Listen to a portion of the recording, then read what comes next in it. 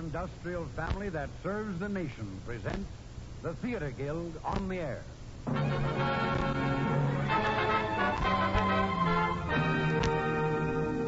Our star, Helen Hayes. Our play, What Every Woman Knows, by James M. Barrie. Produced on the air tonight by the Theater Guild, one of America's foremost theatrical producers.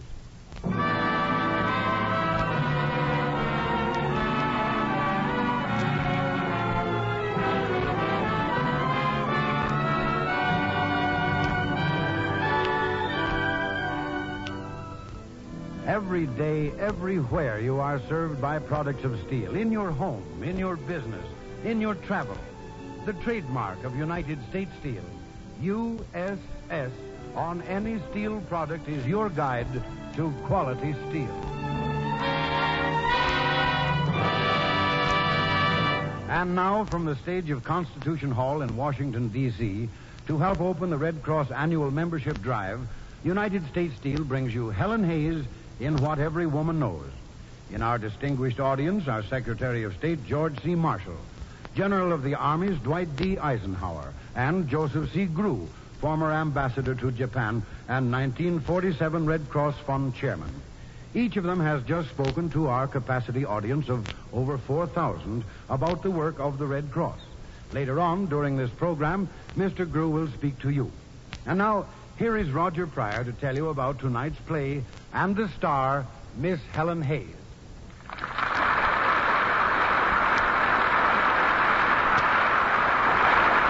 Good evening, everyone. In What Every Woman Knows, Sir James Matthew Barrie has mixed varied ingredients such as humor, love, and politics. And this play immediately calls to mind the name Helen Hayes, who stars for us tonight in one of her most famous roles, that of Maggie. Helen Hayes, a native of Washington, is the voice of the Red Cross in its current membership drive. And now we raise the curtain on the Theater Guild on the Air production of What Every Woman Knows, starring Helen Hayes and featuring Richard Waring.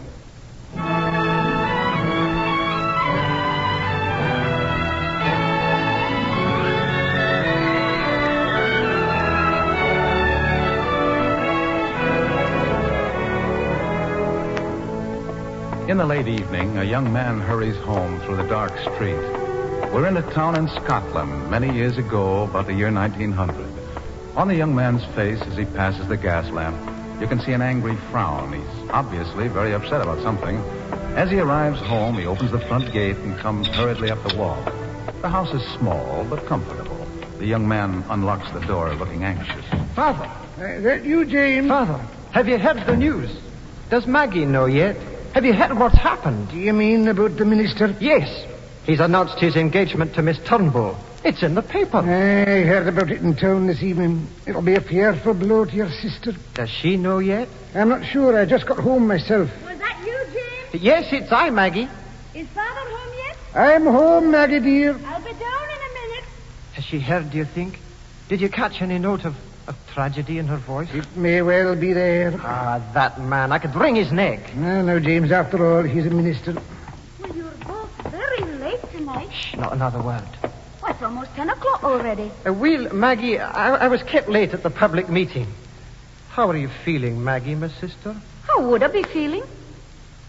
Why are you acting so mysterious? Mysterious? Mysterious? Who's acting mysterious? Why were you shushing just now? Why would I be shushing? Oh, well, have it your own way. I'll get you both a hot drink to warm you on this cold night. I have it all ready for you. I'll be back in a minute. Poor girl. James, it's hard not to be able to give your sister what she had her heart set on. That it is. I bought her some presents in town to ease her distress. Look, these packages. I bought her some presents, too. That man. Think of all the hospitality he's had in this house. Many's the pound of steak he's eaten under this roof. And all these books we bought. All to impress the minister. In the shelves we had to buy to hold them. 17 feet of books. And 17 feet of shelves. All to show the minister how educated we were. Education. 'Tis the lack of that we feel more than anything, Father, Maggie and I. I know, son. But when you were young, your mother and I were poor. I know. She's coming back. Don't say a word about the minister just yet. No, Father. This evening, better not even mention religion. If you think best, Father. And about the burglar. Not a syllable about that for the present. Oh, no, Father. When she says it's bedtime, just pretend we're not sleeping. James, here's your hot drink to ward off the chill. Ah, thank you, Maggie. Thank you, Maggie. It's noble it is. It's good. How was the public meeting, James? Oh, that young upstart, John Shan, would make a speech. Is that the student, John Shan? Aye, it's true. He's a student at Glasgow University in the winter months. But in the summer, he's just a railway conductor. And I think it's very bold of him to make a speech when he hasn't a penny to bless himself with. Yeah, the Shans were always an impudent family. That's why we haven't been on speaking terms with them for years. But hasn't he a right to make a speech as well as others? As long as he recognizes that others know better. But he behaves as though he spoke by some heavenly call, like a minister. James, you fool. What did I do? Yes, said Minister. Oh, And what if he did? Maggie, I didn't mean a word of it, not a word. Does this mean you've learned about that Miss Turnbull getting the minister? all I can say is she made a very poor bargain. Why, Father, he's a very nice gentleman. I'm sure I hope he's chosen wisely. Not him. I hope she has a lot of charm. Charm. That's the very word I heard used. What's charm? Charm? Yes. What is it exactly, Maggie? Oh, it's a sort of bloom on a woman. If you have it, you don't need anything else. And if you don't have it, it doesn't much matter what else you have. Some women, the few, have charm for all. And most have charm for one. And some have charm for none. I have a sister that has charm. No, James, you haven't. Maggie, present for you. An umbrella. Here. Why, James. Here, Maggie, a present. A muff. Take it. Father. And here's a necklace. Take it, Maggie. Oh, James. And here's another. Silks for a fine gown, Maggie. Oh, it's very kind of you both. But you might as well dress up a little brown hen. Now, Maggie. What would I do with all this? Let's be practical. Let's go to our beds. It's bedtime. Well, strangely enough, I don't feel sleepy. You don't, Father? No, I don't, James. Oh, what a coincidence. I'm not sleepy either. Coincidence, you say? Well, good night, Maggie. Father and I'll sit up a while, I think, and perhaps play a game or something. Good idea. Good night, Maggie. Both of you unsleepy? When is as well known 10 o'clock is our regular bedtime? Yes, that is common knowledge, and that's just what we're counting on. James, you fool. Counting on? What do you mean? There. Now she knows there's something up. Does she? Hey, pay no attention to what I said, Maggie. Now, you'll have to tell me, James. But, Maggie, James, go outside and watch. Watch? Take the walking cane, James, for protection. Yes, Father. I'm going. Father, what on earth? Maggie, there are burglars about. Burglars? We didn't mean to tell you till we had nabbed them, but they've been in this room twice of late. The silver plate. It's all safe, as yet. So either they were frightened away these other times, or they're coming back to make a clean sweep. How did you get to know about this? On Tuesday, the policeman saw a man climbing out of this window at 2:10 in the morning. Oh, did he chase him? It was so dark, he lost sight of him. We examined the window and found that the catch had been slipped back with the blade of a knife. Father, The policeman said the man was carrying a bag. the silver plate is gone. No. We were thinking very likely he has bunches of keys in his bag. Or weapons. Well, we have some stout walking sticks ourselves. So if you'll go to bed now, Maggie... Me? And the two of you in danger? Oh, there's just one burglar. The policeman saw just one. I'd be very pleased if there were two of them. And I would be very pleased if there were three of them. And I watch with you. Hand me that new umbrella. Maggie, you're wonderful. There. I have a weapon, too, now. How could anyone see I have no charm? Father, he's there. I had no sooner gone out than I saw him sliding down the garden wall, close to the rhubarb. What's he like? Ugly customer. That's all I could see. He carries a bag in his hand. That's him? Oh, dear. What now? He's slunk into the rhododendrons, and he's there now, watching the window. We'll trap him. Turn out the gas jet, Maggie. Yes, Father. It's a dark night. Pitch dark. No moon. Come on. Hide behind the sofa. Carefully. Don't stumble. Do you think the man saw you out there, James? I was too clever for him. I looked up at the stars and yawned as if I were tremendous sleepy. Then I came in. Good. Get down now. Move over, James, so I can squeeze in here. Do you have to push, Maggie? Quiet now and heads down. He's coming.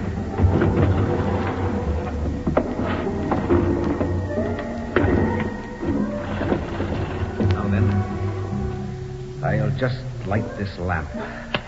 That's better. Now, this chair, I think. Very comfortable. Hands up, hands up! Hands up! Hey, you frighten me. Don't ever charge on a man shouting like that. It's not good for a person. Why, it's John Shand. And what do you think you're doing here with your feet on the desk, John Shand? Reading a book. You mean John Shand, the trainman? At your service, miss. I suppose I ought to say tickets, please, except I see no occasion for humor. I hope you were comfortable in our best chair, young man. I have no complaint to make against the chair. So, our burglar was a native of the town. Burglar? The disgrace to your family. I feel pity for the Shands this night. I'll thank you, Mr. Wiley, not to pity my family. Well, is it a case for the police? Perhaps we should let the young man explain, if there's anything to explain. Explain away, Shand. Only the uneducated would need an explanation. I'm a student. With prices so high, I'm desperate for want of books. You have all I want here. No use to you, but for display. Well, I came here to study. I come twice weekly. What? By the window? Do you think a Shand would so far lower himself as to enter your door? Well, the police, is it? It is indeed. Don't you think we might all go to our beds instead and let the young man study? Are you a poor scholar, John Shand? On the contrary, I'm a brilliant scholar. My first year at college, I lived on a barrel of potatoes. And we had just a sofa bed between two of us. When one lay down, the other had to get up. Do you think it was hardship? It was sublime. But this year, I can't afford it. I must say, I like your spirit. So now I'll have to stay on at work, collecting the tickets of the illiterate such as you. Now, look here, young man. Be careful. One how you moment, talk. Father. Tell me, Shand, what's your professor's opinion of your future? They think I'll go far in government or law or any field I choose. I mean to stand for Parliament when I finish my studies, and I'll make a success of it. A few questions. Are you serious-minded? I never laughed in my life. Are you promised? To a lady? Aye. I've never given one of them a single word of encouragement. There's too much to be done in the world. Aha! Father, will you step into the hall with me a minute? You want me to? Oh, no, Maggie, no. Well, what is it, James? This way, Father. Come with me. I don't know what maggots have got in their heads, but sit down, young man, till they come back. Sit down, young man. My name is Mr. Shand. Until I'm called that, I'll decline to sit down again in this house. Then I'm thinking, young sir, you'll have a weary wait. It'll be a long time before either of them will call you Mr. Shand. Mr. Shand, sit down, won't you? Pull up a chair. Heavens. You'll have a thimbleful of something to keep the cold out, Mr. Shand. The bottle, Maggie, and a glass. James, what's come over you? Do you drink, young man? I'm practically a teetotaler. Good. So are we. How do you take it? Straight or with hot water? If I take it at all, and I haven't made up my mind yet, I'll take it with hot water. The kettle, Maggie. Very well, I'll get it for you. Whatever you may be up to. Now, Father, quick, before she comes back, tell him the plan. Mr. Shand, Yes? we have an offer to make. No patronage. Strictly a business affair. Let me tell him, Father. You see, Mr. Shand, it's this way. Here's your hot water. I kept it ready for you, Father. I thought you might want a second drink on such a damp night. Maggie, don't you see you're not wanted? I do. I see it very well, James. We have a proposition to put before Mr. Shand, and women are out of place in business transactions. I'll sit here, shall I? That's right. Women's rights. I'm all for them myself. It'll be one of my fixed principles in Parliament. I'm glad to hear it, young man. We'll have to let her bide, James. Women. Very well, sit there then, and busy yourself with knitting or something. Go ahead, James. Mr. Shand, we're willing, Father and I, to lay out £300 on your education if what?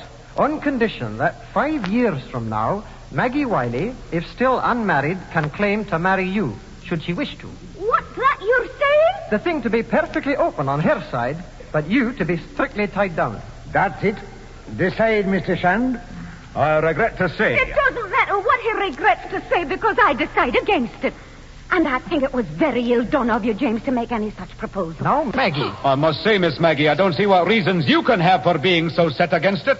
If you were to grow a beard, Mr. Shand, the reasons wouldn't be quite so obvious. I'll never grow a beard. Then you're done for at the start. Maggie, we might at least discuss the matter and find out what Seeing that I've refused the young man. Refuse? You can at least have his friendly opinion, Maggie. It's a one-sided bargain. I admit I'm no catch at present. But a man of my abilities, with £300 to finish my education and start me in public life, where could I not soar? Far above her, I'm sure. Oh, indeed. The point is, without the 300, you can't soar. Aye, you have me there. Yes, but... You see, you're safeguarded, Maggie. You don't need to take him, and he has to take you. That's an unfair arrangement also. I wouldn't dream of it without that condition. Oh, then you are thinking of it. Poof. Of course not. It's a good arrangement for you, Mr. Shand. The chances are you'll never have to go on with it, for in all probability she'll marry soon. She's tremendous run after. Aye. Even if that's true, it's just keeping me in reserve in case she misses doing better. That's the situation in a nutshell. Another thing. Supposing I was to get fond of her. 'Tis very likely. Or take it the other way. Supposing as I got to know her, I could not endure her. You have both to take risks. What you need, John Shand, is a clout on the head.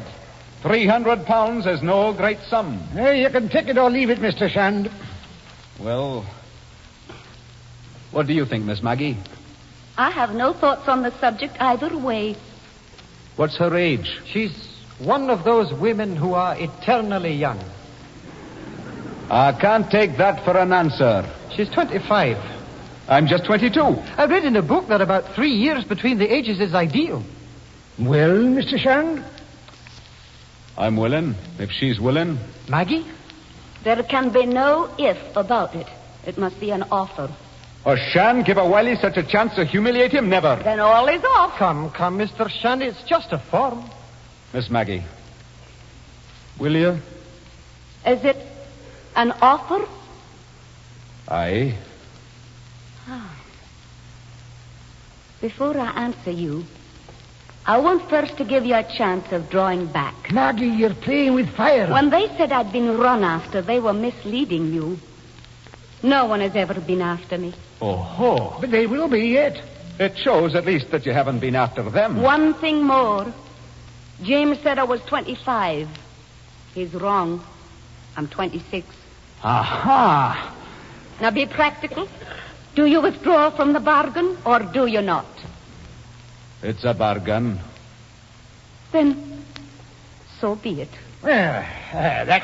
Did you say straight or with hot water, Mr. Shand? I think I'll take it straight.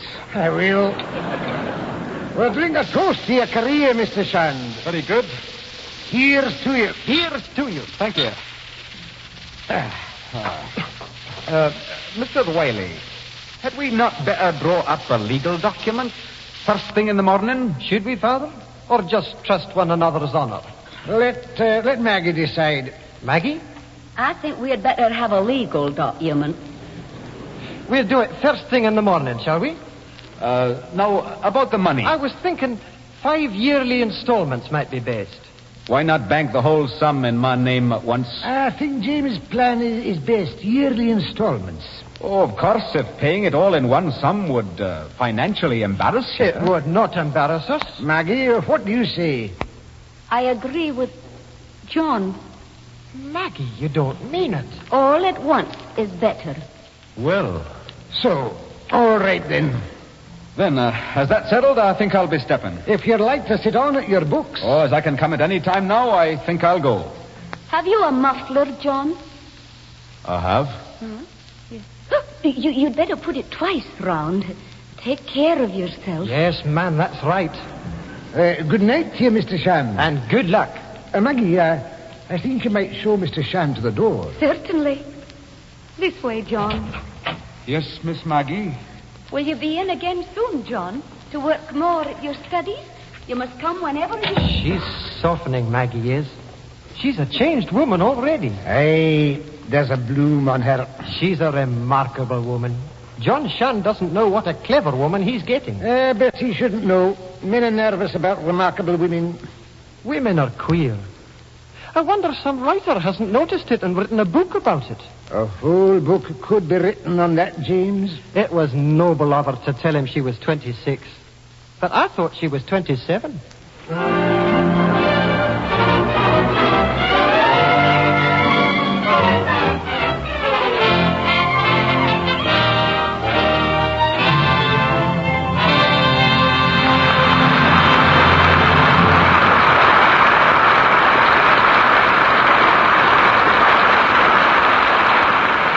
You are listening to What Every Woman Knows, produced by the Theater Guild on the Air and presented by the United States Steel Corporation. And now we are privileged to hear from the distinguished chairman of the 1947 Red Cross Fund of the Washington, D.C. metropolitan area, former ambassador to Japan, the Honorable Joseph C. Grew.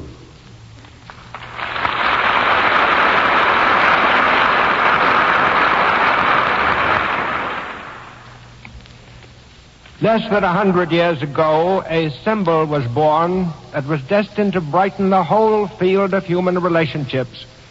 Since the Red Cross was first accepted as the emblem of international mercy, knowing no restrictions of race, color, creed, or national boundaries, it has appeared in nearly every civilized country on earth. Nowhere has it achieved greater radiance than in our own United States.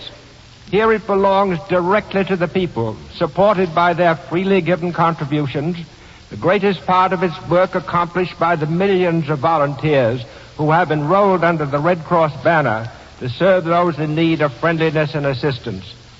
Those who serve and those who contribute all become shareholders in the great business of community welfare and in the cultivation of international brotherhood and understanding. Whatever differences of opinion may separate us, these principles for which the Red Cross stands are things on which we all agree. Is there one of us anywhere who would not save a life if he could, help a victim of disaster, give first aid to an injured man if he knew how? Is there a parent anywhere in the land who is not eager to see our youth given advice and experience in the responsibilities of good citizenship? Surely all of us wish to repay in some small measure the debt we owe our veterans by helping them to resume their rightful place in civilian life.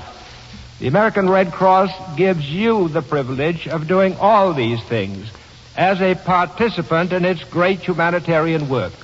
Your little strength, joined to the strength of millions of others, makes you and the American Red Cross a tremendous force for good, a powerful influence in the lives of innumerable people of whose need and suffering you may never know.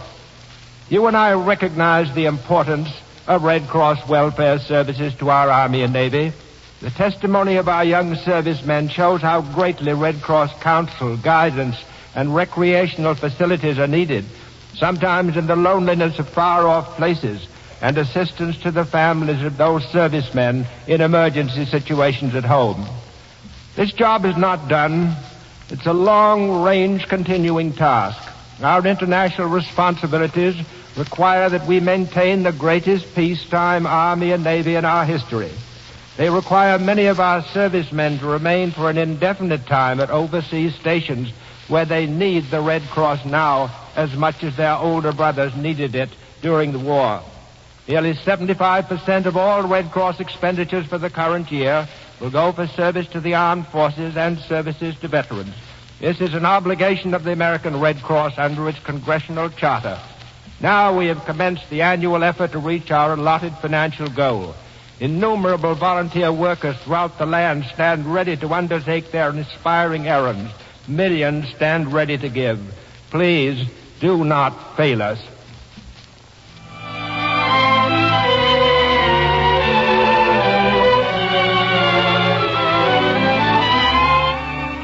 We pause now for station identification. Your station is KECA, Los Angeles.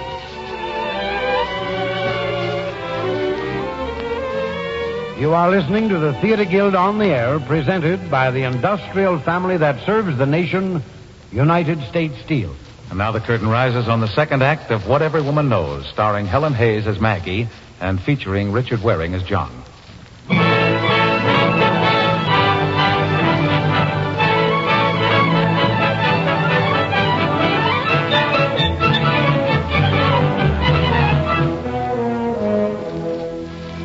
5 years have gone by since the signing of the marriage contract, and Maggie's big hour has come.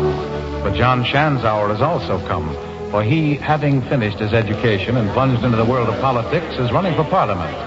Today is election day, and the vote is being counted. John Shand versus Sir Geoffrey Phipps, Baronet.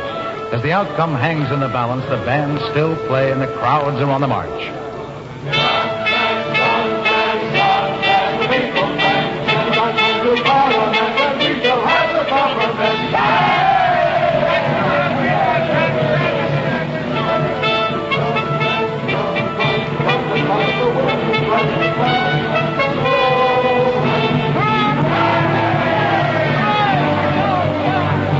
Meanwhile, at John Shand's election headquarters, the candidate is having a final conference with a young and beautiful member of his women's committee. She's Lady Sybil Tenterden, a visitor to Scotland from England, who's taking a great interest in the self-made candidate. Oh, Mr. Shand, no matter what the outcome, you've waged a wonderful fight. Thank you, Lady Sybil.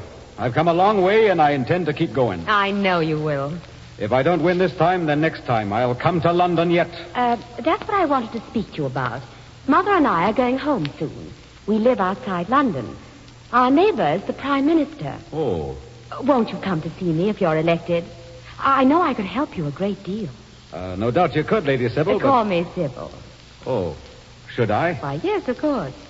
Couldn't we go somewhere for a cup of tea and talk? I have a speech being typed out for me in the office upstairs. By your faithful Miss Maggie? Yes, it's my acceptance speech. It's as well to have such things ready. Oh, of course. I'd better go and look it over. We'll hear the news soon. But you will come to see me in London. Lady Sybil, it's puzzled me why you, a girl of titled family, should have joined my women's committee. I'd have expected you to support the baronet. Perhaps it's because I like self-made men. In you, I feel a strength that could bring all London to your feet. You do, Sybil? With a little help from me. Yes, I do, John.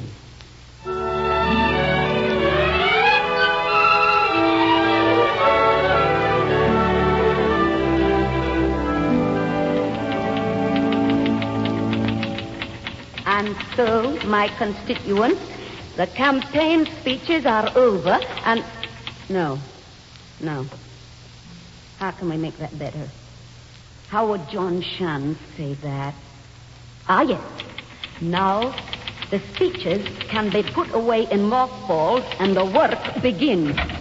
Well, how's the speech, Maggie? Oh, just finished. Did you type it all exactly right? Yes, indeed. Just the way I knew you would want it. You're very helpful, Maggie. You know so well how I like to express my thoughts that you're able to type them just right, even when I hadn't had time to write it all out. You have a very fine individual style, John. Aye. The newspapers are beginning to write about my Shandisms, my quaint way of saying things with the homey touch. Indeed they are, John. Do we have some Shandisms in this speech, would you say, Maggie? You have a few. Good. Well, Maggie, you've worked hard. When are you to announce that we're to be married, John? It won't be long. The contract is past due and you've waited patiently. It's proper I should hurry things now after the election. That's noble of you. Not at all, Maggie. Besides, your brother and father are watching me like cats with a mouse. It's a little I've done to help. £300. And this work besides. I'm getting 1,000% for it. And very pleased I am you should think so, Maggie. Is it terribly hard to you, John? It's not hard at all. All I've seen of you these 5 years has increased my respect for you, Maggie. Respect? And a bargain's a bargain. If it wasn't that you're so glorious to me, John, I would let you off. In my opinion, Maggie, we'll be a very happy pair. It's not as if there were any other woman that you fancied more. Is there? There's none whatever. No. Oh, if there ever should be. If there ever should be. Some woman with charm. You forget yourself, Maggie. There couldn't be another woman once I was a married man. One has heard of such things. Not in Scotsman, Maggie. Not in Scotsman. Oh, but John, whatever you do so tremendously. And if you were to love, what a passion it would be. Aye, there's something in that. And when you're a success, John, the lasses will be there. Impudent beauties, perhaps, stretching themselves to attract you and crooking their fingers to you to run after them? Oh, I can do without it, Maggie. Can you look me in the face, John Shand, and deny that there's surging within you a mighty desire to be free, to begin the new life untrammeled? Leave such maggots alone, Maggie. Oh, it's a shame on me not to give you up. I would consider you a very foolish woman if you did. If I were John Shand, I would no more want to take Maggie Wiley with me through the beautiful door that's opened wide for you than I'd want to take an old pair of shoes. Why don't you bang the door in my face, John? A bargain's a bargain, Maggie. Say one word about wanting to get out of it and I'll put the lawyers on you.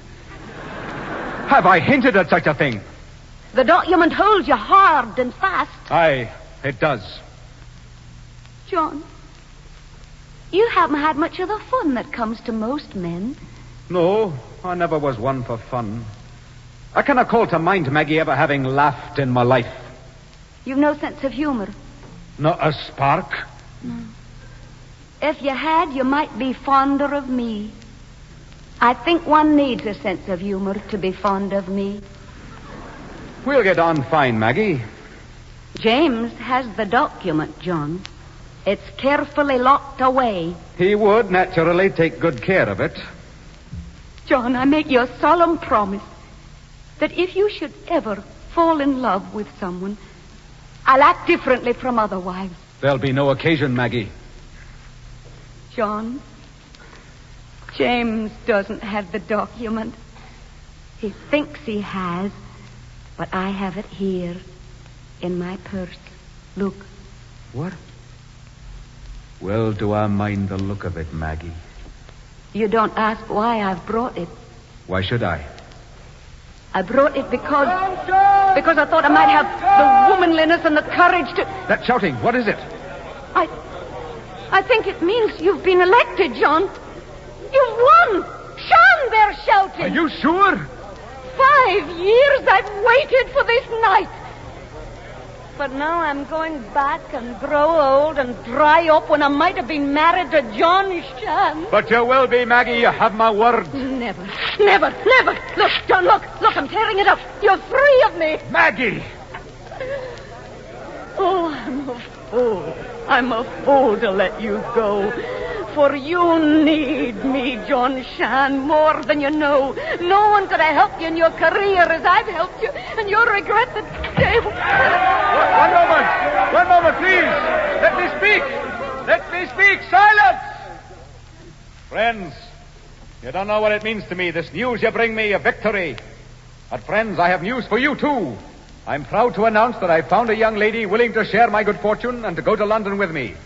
Gentlemen, Miss Maggie Wiley, the future Mrs. John Shan. No. Being a lady, she cannot make a speech. Yes, I can make a speech, and I will make a speech. And it's in 2 words, and they're these. My constituents.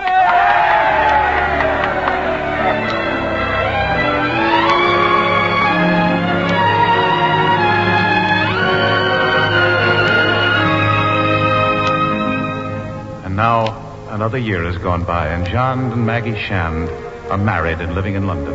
And needless to say, the romantic Lady Sybil is in London, too, and not forgotten. Is my tie straight, Maggie? Oh, yes. Sure? Oh, yes, it's fine. My, how polished and Londonish you've become this year.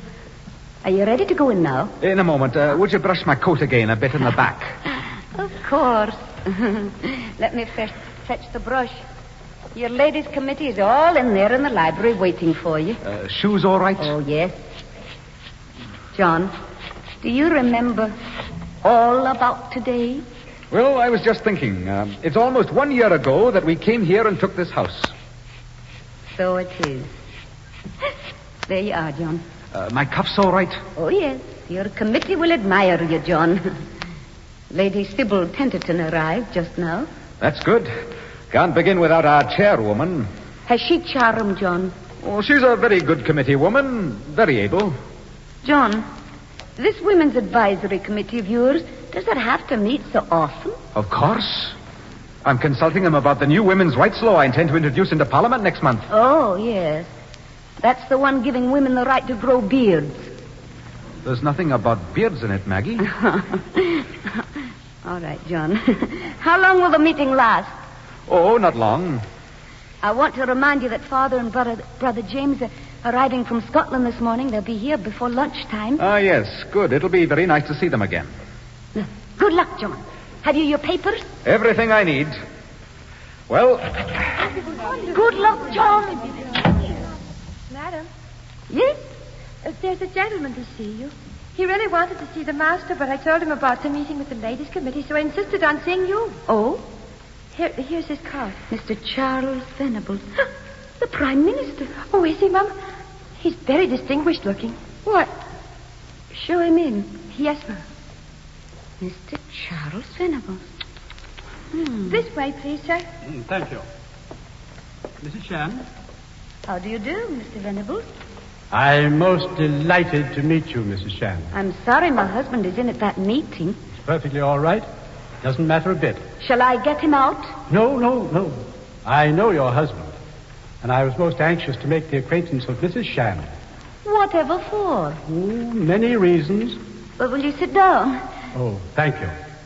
Mrs. Shan, frankly, we're very interested in your husband in a special way.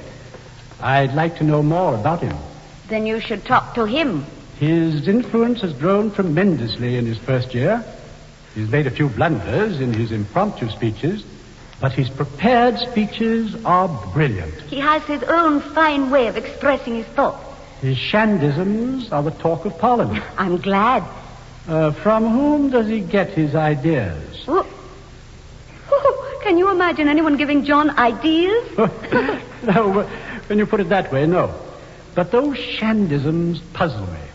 The other day, a member of Parliament had been making an optimistic oration, quoting some learned economic theories.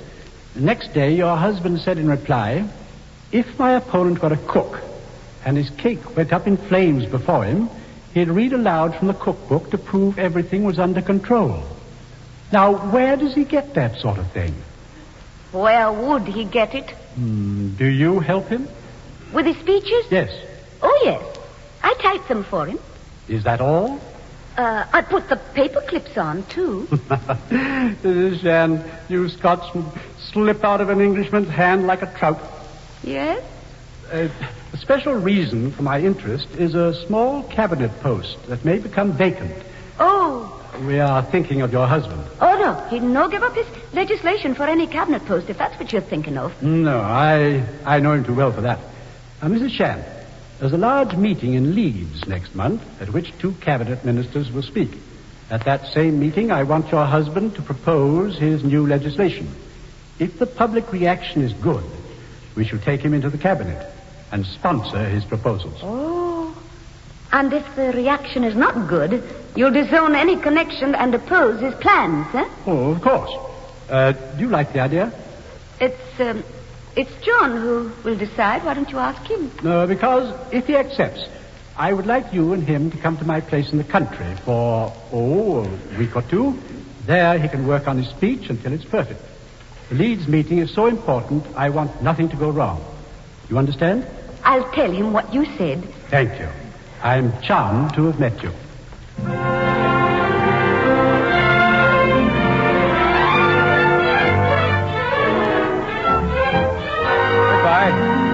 Goodbye, ladies. Thank you so much for your good advice. I don't know what I'd do without this fine committee. Goodbye. Sybil, come back in the library with me. Yes, John. At last we're alone. Oh, John, hold me. Oh, Sybil, I go to you as a cold man to a fire.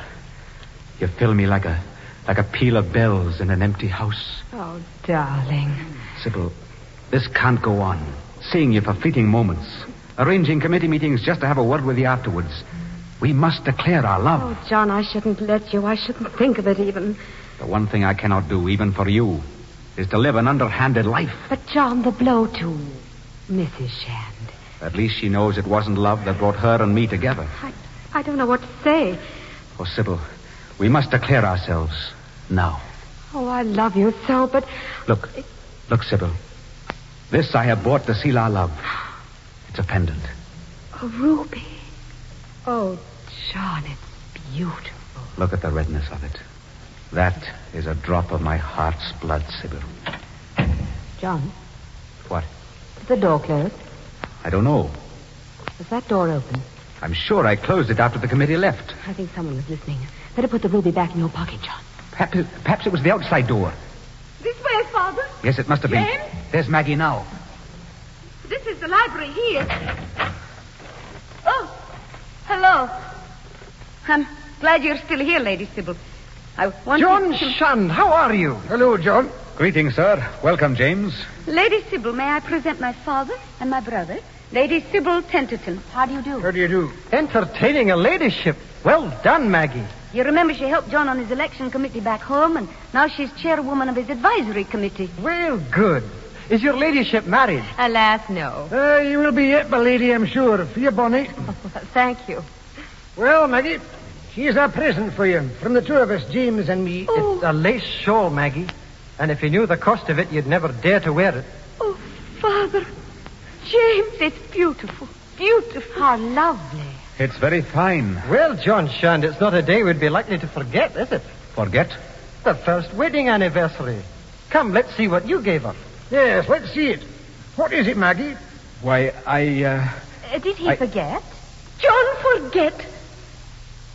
Would that be likely? Now, where is that present of his? Where is what? Your present, John. It's a pendant, Father. Oh, one of those things on a chain. That's right. A ruby pendant. Now, let's see. Didn't you put it back in your pocket, John? Well, let's see. That's it. See. Oh, a thing of beauty. A ruby. You were backward in speaking of it, Mr. Shand. He thought you might blame him for his extravagance. He says it's a drop of his heart's blood. And so it is. A fine anniversary gift it is, John Shand. Now, shall we tell them the truth, John? I think we'd best. Is there something you would like to say to all of us? Yes. It was to Lady Sybil I gave the pendant and all my love with it. What? You ought to be fresh, John Shand. No, Father, no. I don't think that would solve anything. But, Maggie, how can you stand there and... Just a minute, James. John, I promised you, if you ever fell in love, I would behave differently from other wives, and I will. That's very good of you, Maggie. What do you suggest? I have a plan. While you were in at your meeting, the Prime Minister came to call on us, and... Mr. Venables, why didn't you send for me? Well, he asked me not to. John, next month, he wants you to speak at a meeting in Leeds for your new legislation. What? At the Leeds meeting? I can't believe it. John, how wonderful. What an opportunity. So it is, Lady Sybil. Now, Maggie, don't think this can make me draw back from my love for Sybil. I never thought of such a thing. Even risking a scandal, I will go on. I will. Oh, I know, John. You're no man to draw back. But this is my thought. If the Leeds speech turns out the very best you've ever made and all goes well, then Mr. Venables won't dare to drop you later. Scandal or no scandal. You're right, Maggie. So, would you like to choose that time to make your announcement about you and Lady Sybil? After the Leeds speech, you're right. What do you think, Sybil? You're being very good, Mrs. Shand. Am I? Lady Sybil, your country place is next door to the Prime Minister's, is it not? Why, yes. How convenient for you. John, Mr. Venables wants you to stay at his home while you're working on your speech, and that means that Lady Sybil can be with you and help you on your speech. Why, so you could, Sybil. Yes, John. John Shand, I could take you over my knees. And so could I, and thrash you within an inch of your life. James, Father, please don't interfere. And you too, Maggie. What a scandalous way to behave. Father, please. One more thing, John. By the time the Leeds meeting is over, I'll be all packed up and ready to leave. Now, Maggie, really... It will probably be on the 16th because the 15th is the day that the laundry gets back, and I couldn't very well leave before that. Now, Maggie, you're making it all sound so sudden and... I assure you, John, it is sudden. And now, Father and James, I'll show you to your rooms. This way, please. Yes, Maggie. All right, Maggie. Goodbye, Lady Sybil. I'll see you again. Yes, Mrs. Shand. You're being remarkable, Maggie. Goodbye, John. Goodbye, Maggie. Come, Father, and James. Maggie. Maggie, my lamb, how can you give up like this? Give up?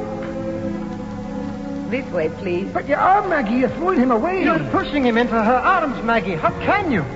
Throwing him away? Did you really think I would give up John Shand without a battle? Maggie, now you sound more like yourself. Now you're giving us hope. Am I a Scotswoman or am I not? Would it be like me to let him ruin his career? Let Lady Sybil take the high road, and I'll take the low road, and we'll see who wins.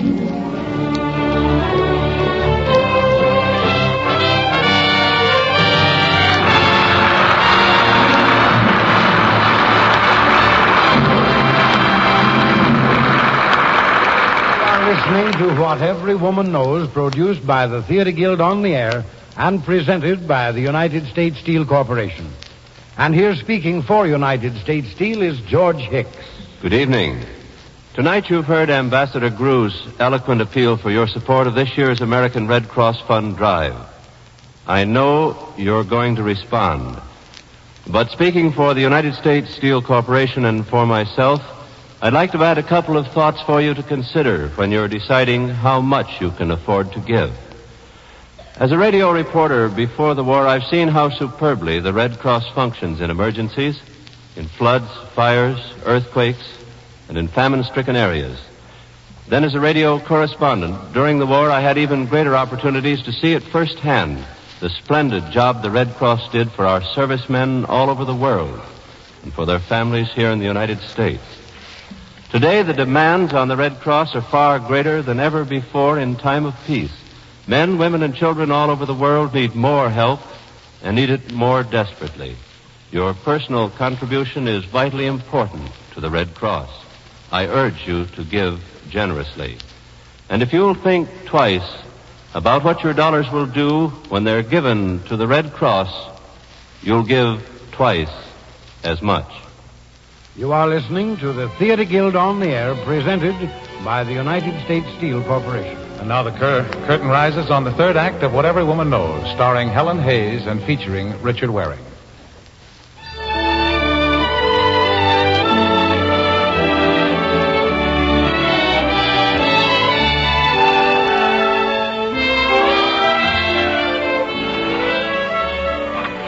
That sound is a lawnmower, and the man pushing the lawnmower is the Prime Minister of Great Britain. Why does the Prime Minister of Great Britain push his own lawnmower? He does it because he feels it keeps his silhouette presentable for the electorate, and it does. Phew. Excuse me, sir. Oh? Yes, Barry? Mrs. John Shand is here, sir. Oh. She says she's not expected, but she wants to wait and see Mr. Shand. What'll I do with her, sir? Well, I'll talk to her. Where is she? Right there in the conservatory, sir. Now, Mrs. Shand. Hello, Mr. Venable. I'm so glad you've come after all. I'm sorry you couldn't have come in the first place. Oh, you know how it is. I have my house to look after. Of course. But now you have come. You're staying, I hope. Oh, no. Just a surprise visit. I'm going to Scotland with my father and brother, and, well, there are some things I had to bring John first. Some typing I'd done for him. Where is he? He's visiting on the estate next door. He tells me Lady Sybil gives him very valuable advice. Oh, yes. She's his favorite chairwoman. I see. Now, if I were you, Mrs. Shand, I'd keep an eye on her. I'm not sure her motives are at the best. Oh, I will then. As for her political advice, it hasn't done his speech very much good. Oh? To be blunt, it's very disappointing. Really? What's the trouble? Well, he's been hard at work on it while he's been here, and a few days ago he read it to me. Now, it's a powerful, well-thought-out piece of work, but it has no special quality of his own. None of those famous touches of his. What do you suppose is wrong? How should I know? I don't dare go ahead with it this way. Oh, Mr. Venables, surely John told you he was working on a new speech. What's that? Is he? Oh, yes, he wrote me that you were dissatisfied with his first speech, and so he did another. He sent it to me to type, and I brought several copies here with me. You have the speech here? Oh, yes. Well, I'd better read it at once. Hadn't John better look it over first? No, Mrs. Shand. I must know immediately. We're about to decide on the substitute speaker, and the decision must be made today. Here it is, Mr. Venables. Oh, thank you. I'll go in the next room and read it at once. I'll just take it into my study and look it through. Oh, I see your husband coming across the lawn now, Lady Sybil. Why don't you wait here for them? I will. I'll sit right here. I'll be back soon. Would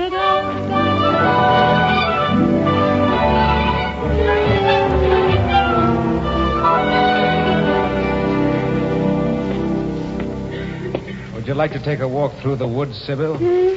Oh, I'm a little tired of the woods. Shall we go to the arbor at the end of the garden and sit a while? Oh, that arbor. It gets a little boring, John. Oh, well, we might as well go in then. I think so. I wish I could think of some way I could alter my speech so that... Maggie! You! Mrs. Shand. Yes, John. How do you do, Lady Sybil? You never wrote that you were coming. No, it's a surprise.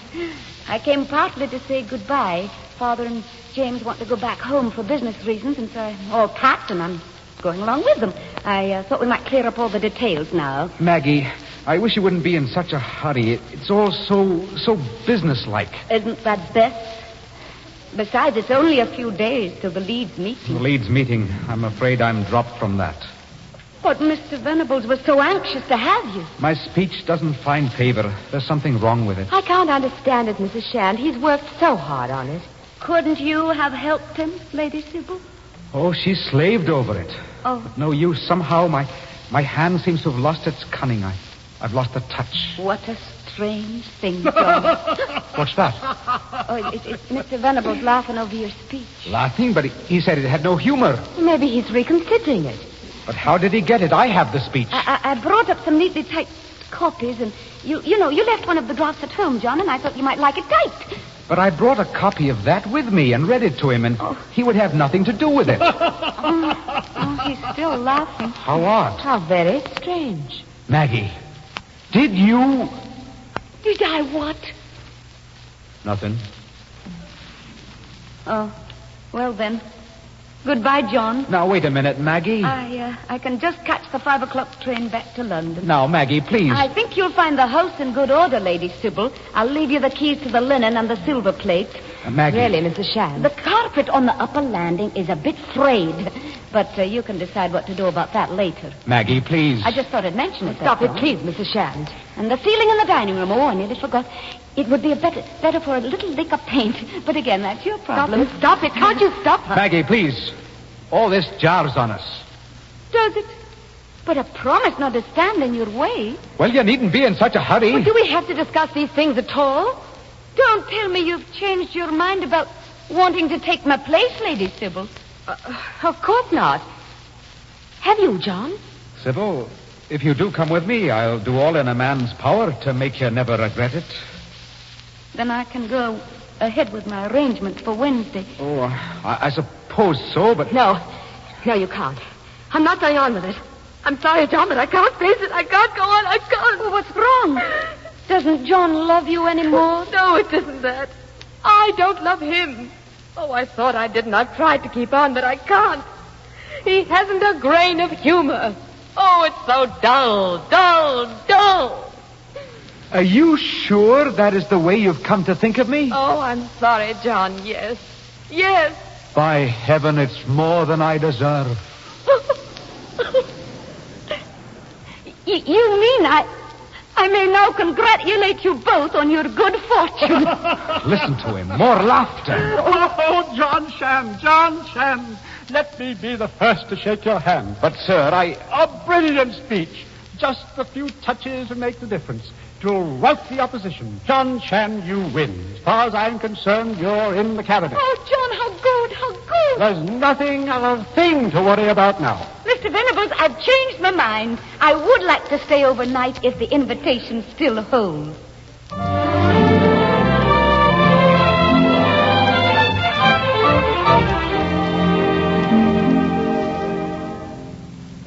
Well, you've won a victory, Maggie. I see us both clearly for the first time. What do you see, John? A woman who has brought her husband low, Maggie. Only that. And the tragedy of a man who has found himself out. How can I ever live on like this? Why not? Knowing how blind I've been. It's not like a strong man. Am I a strong man? Of course you are. And self-made. I used to tell myself that. But you are, John, you are. I know better now. Oh, how can I ever live with you again, Maggie? Am I to go, John? Or are you to keep me on?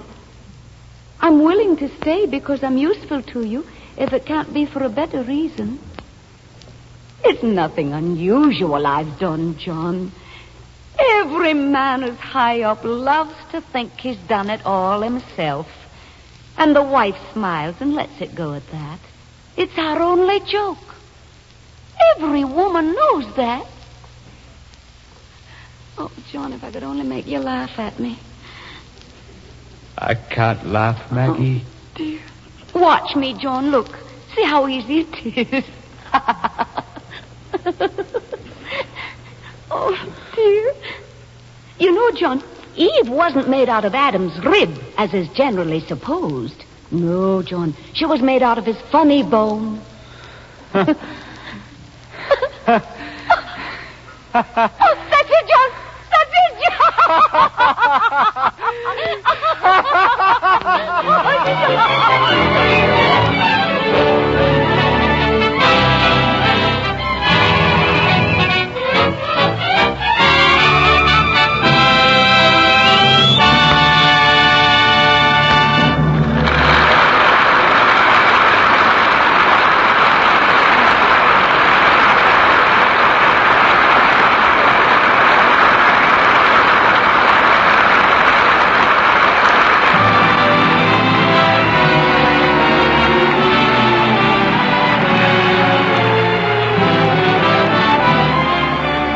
The curtain has fallen on the Theatre Guild on the Air production of What Every Woman Knows by James M. Barrie, sponsored by the United States Steel Corporation, starring Helen Hayes as Maggie and featuring Richard Waring as John. Other members of our cast included Jack Merivale as James, Alfred Shirley as Mr. Wiley, Kathleen Cordell as Lady Sybil, Reginald Mason as Venables. And now, before Helen Hayes says a personal word to you, here is Roger Pryor to tell you about next week's play. Be with us next week, ladies and gentlemen, when the Theatre Guild on the Air presents Frederick March and Florence Eldridge in S.N. Behrman's witty comedy, No Time for Comedy, with Walter Abel and Francis Fuller. Frederick March and Florence Eldridge are currently starring on Broadway in the hit play Years Ago, and Frederick March is starred in the motion picture The Best Years of Our Lives. The following week, be sure to listen when the Theatre Guild on the Air presents Ingrid Bergman in Noel Coward's Still Life, upon which is based the current motion picture success, Brief Encounter. And here, once again, is Helen Hayes, our star and the voice of the Red Cross in its annual membership drive. Thank you, Mr. Pryor. It's a very nice compliment to be called the voice of the Red Cross. But the real voice of the American Red Cross is that which comes from the lips and hearts of the many people who have been helped by our contributions to this cause. That's the most convincing voice of all. It's the best reason why we should make a special effort to give our American Red Cross the funds it needs to carry on its great work, and why we should give generously.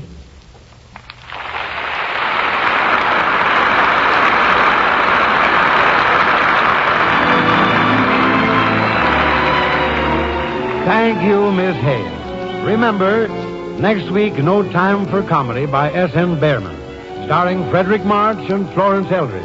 And remember, too, that the trademark of United States Steel, USS, on any steel product is your guide to quality steel.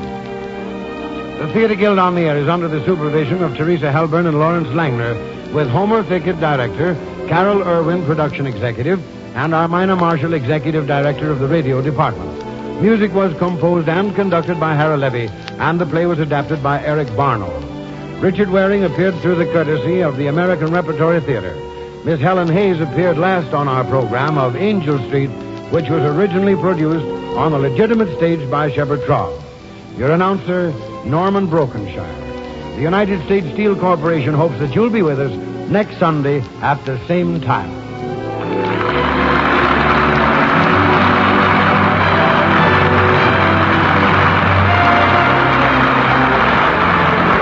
This is ABC, the American Broadcasting Company.